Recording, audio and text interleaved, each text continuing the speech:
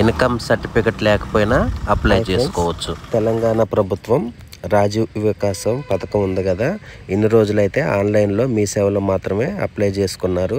చాలామంది మాకు సర్వర్ బిజీగా ఉంది, మేము ఇంకా అప్లై చేసుకోలేదనతో ఇంతకుముందు ఏప్రిల్ 4 వరకు ఉండేది, ఇప్పుడు ఏప్రిల్ 14 వరకు అయితే ఎక్స్టెండ్ చేయడం జరిగింది.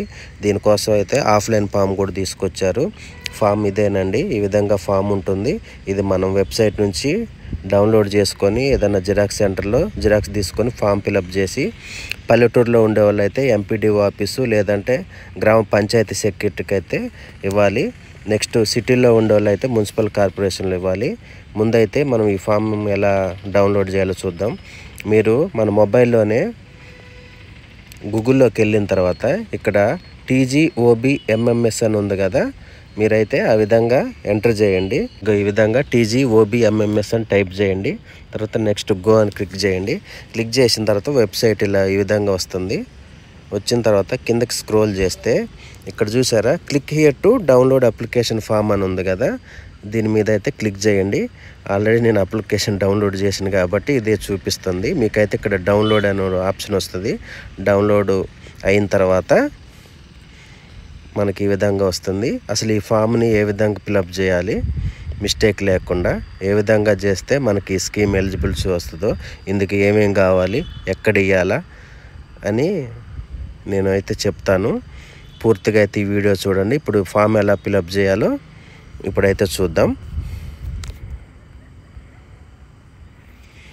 ఇక్కడ చూడండి, ఫామ్ మనం జిరాక్స్ తీసుకున్న తర్వాత ఇక్కడ కార్పొరేషన్ నేమ్ అని ఉంది కదా, అక్కడ ఏం పెట్టాలంటే SC కార్పొరేషనా, ST కార్పొరేషనా, BCనా, MBCనా, EBC అని మీకు ఏది సంబంధించింది ఉందో అదైతే మీరు ఇక్కడ పేరు పెట్టేసేయండి. ఇక్కడ చూడండి, దరఖాస్తుదారుని ఫోటో ఉంది. మీరు ఎవరైతే అప్లై చేస్తారో వాళ్ళ ఫోటో అయితే పెట్టండి.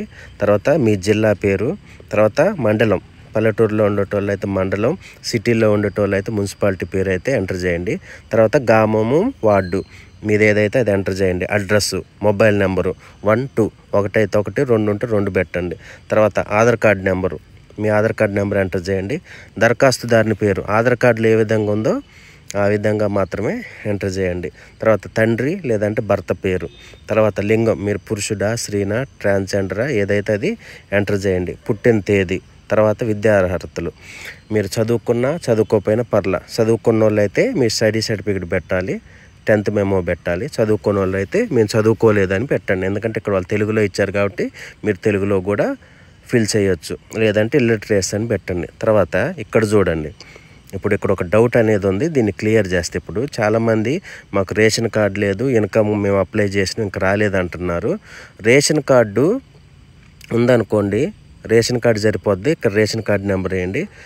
ఇన్కమ్ సర్టిఫికెట్ ఉంటే మీ సేవలో అప్లై చేస్తాం కదా, ఆ నెంబర్ అయితే ఇచ్చేసేయండి. మీకు రాకపోయినా పర్లేదు, మీరు అప్లై చేసినప్పుడు వాళ్ళు ఒక రిసిప్ట్ ఇస్తారు కదా, దాన్ని అయితే ఎంటర్ చేయండి. వాళ్ళే అన్నీ చెక్ చేసుకుంటారు. ఏంటంటే ఇన్కమ్ సర్టిఫికెట్ అవసరం లేదని ఎందుకన్నామంటే, రేషన్ కార్డు ఉందంటే మీకు ఇన్కమ్ సర్టిఫికెట్ అవసరం లేదు. మీ రేషన్ కార్డు ఉందంటేనే మీకు మ్యాక్సిమం ఎలిజిబిలిటీ ఇచ్చేస్తారు. రేషన్ కార్డు లేని పక్షంలో మీరు ఖచ్చితంగా ఇన్కమ్ సర్టిఫికెట్ పెట్టాలి. పెడితేనే మీరు ఎలిజిబుల్ అని వాళ్ళు చెక్ చేసుకుంటారు. మీరు ఇన్కమ్ సర్టిఫికెట్ పెట్టకపోతే వాళ్ళకి తెలియదు కదా, ఖచ్చితంగా రిజెక్ట్ చేయడం జరుగుతుంది. నెక్స్ట్ వచ్చేసి మీ సంవత్సరం ఆదాయం, పల్లెటూర్లలో ఉండేటోళ్ళు అయితే 1.5 లక్షల లోపు ఉండాలి. సిటీల్లో ఉండే వాళ్ళు అయితే 2 లక్షల వరకు ఉండవచ్చు. తర్వాత మీ క్యాస్ట్ సర్టిఫికెట్ మీ సేవలో అప్లై చేసినాం కదా, ఆ నెంబర్ అయితే రాయాలి. కులము, మీ క్యాస్ట్ ఏంటో, BC అయితే BC, SC అయితే SC అది చేసేయండి. నెక్స్ట్ వచ్చేసి సబ్ క్యాస్ట్, అందులో ఉపకులాలు ఉంటాయి కదా, SCC అని, BCC అని అట్లా ఉంటాయి కదా, అది ఎంటర్ చేయండి. తర్వాత వృత్తి, మీరు ఏం చేస్తున్నారో అదే చేయండి, ప్రైవేటా దానికి సంబంధించింది. నెక్స్ట్ 19 వచ్చేసి వనరబుల్ గ్రూప్స్, ఇది మనకు సంబంధించింది కాదు, అవసరం లేదు. తర్వాత వికలాంగులు, దివ్యాంగుల ధృవీకరణ పత్రం నెంబర్, వీళ్ళకి సదరన్ సర్టిఫికెట్ ఒకటి ఉంటుంది కదా వికలాంగులకి, వికలాంగులు అయితే మీరు ఆ సర్టిఫికెట్ నెంబర్ ఇక్కడ ఇచ్చేసేయండి. తర్వాత సెక్టారు, మీరు దేనికి సంబంధించి స్కీమ్ కావాలనుకుంటున్నారు, అగ్రికల్చరలా, ఇండస్ట్రియల్ సర్వీసా, అదర్స్ ఇతరుల మీకు సంబంధించింది. ఒకవేళ వ్యవసాయానికి సంబంధించి పెట్టుకుంటే పట్టాదారు పాస్బుక్ అయితే ఉండాలి. తర్వాత ఇండస్ట్రియల్ బిజినెస్, ఇందులో చాలా బ్యూటీ పార్లర్లు చాలా ఉన్నాయి. ఇందులో ఒకవేళ మీరు ట్రాన్స్పోర్ట్కి సంబంధించి పెట్టుకుంటే లైసెన్స్ అయితే ఉండాలి. ఇక్కడ చూడండి 22 పథకం పేరు, మీ స్కీమ్ దేని కింద పెడతారు అనేది మీరు సెలెక్ట్ చేసుకొని పెట్టుకోండి. తర్వాత యూనిట్ విలువ మీకు ఎంత కావాలనుకుంటున్నారు, 50,000, 1,00,000, 4 లక్షల వరకు మీరు పెట్టుకోవచ్చు. తర్వాత ఆర్థిక సహాయం ఇక్కడ చూడండి, type of financial assistance, non bank linkage, bank linkage. ఇక్కడ 2 ఆప్షన్లు ఉన్నాయి.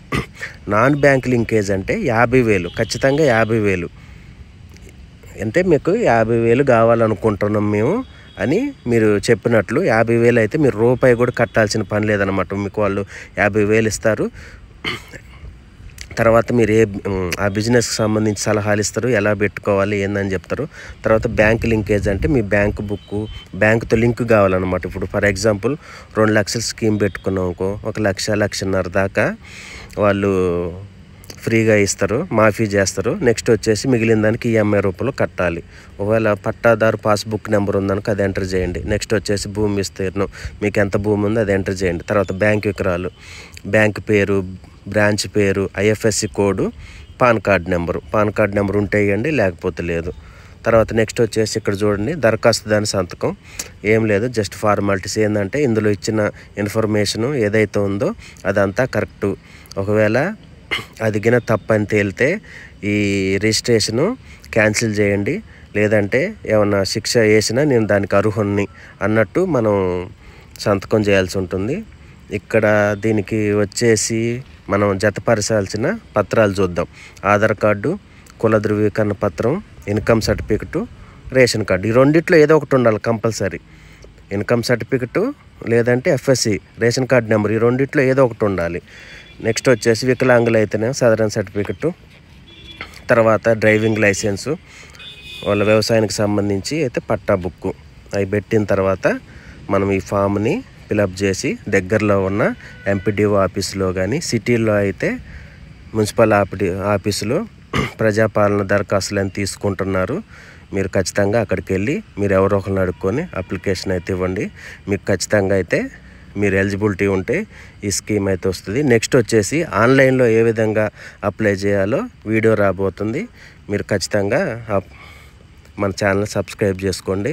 చాలామంది అయితే మేము చదువుకోలేదని అంటున్నారు. చదువుకోకపోయినా అందరికీ, ప్రతి ఒక్కరు తెలంగాణలో ఉన్న ప్రతి ఒక్కళ్ళు అయితే అప్లై చేసుకోవాల్సి ఉంటుంది. నెక్స్ట్ వచ్చేసి క్యాస్ట్ సర్టిఫికెట్ ఏంటంటే తెలంగాణ వచ్చిన తర్వాత మీరు అప్లై చేసుకునే క్యాస్ట్ సర్టిఫికెట్ మాత్రమే ఇలా ఇవ్వాలన్నమాట.